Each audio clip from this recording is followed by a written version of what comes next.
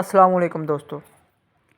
اب تک ہم نے یہ سیکھا کہ اپنی سوچ دوسروں کے ذہن میں کیسے بھیجی جاتی ہے، لیکن اصل مزہ تب آتا ہے جب دوسرا شخص بھی آپ کو جواب دے۔ سوچو، آپ دل میں سوال کرو اور سامنے والا بنا جانے وہی بات بول دے، اور یہ ہے ٹیلی پیتھک رپلائی ٹیکنیک، اور آج آپ یہ راز جاننے والے ہو۔ رپلائی آتا کیسے ہے؟ جب آپ کا دماغ سے پیغام بھیجتے ہو تو وہ ایک انرجی سگنل کی صورت میں دوسرے کے ذہن تک جاتا ہے۔ اگر آپ کا دماغ پرسکون اور ریسیپٹیو ہو تو آپ واپس آنے والی انرجی کو عنصر کے طور پر محسوس کر سکتے ہو۔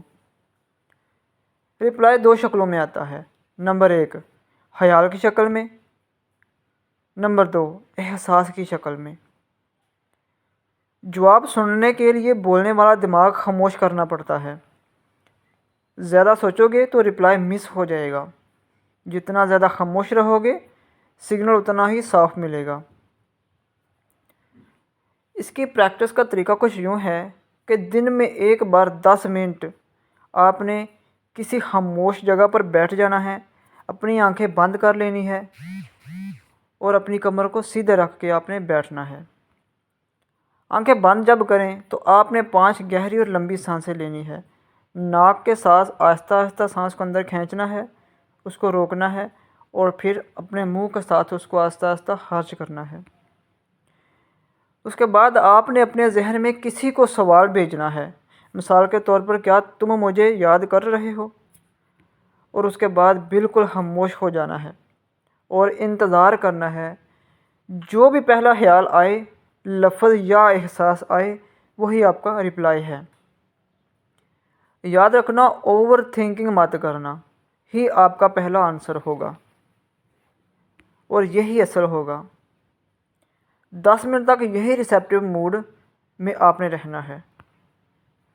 یہ ہوگی آپ کی میڈیٹیشن یا آپ کا ریسیپٹیو موڈ۔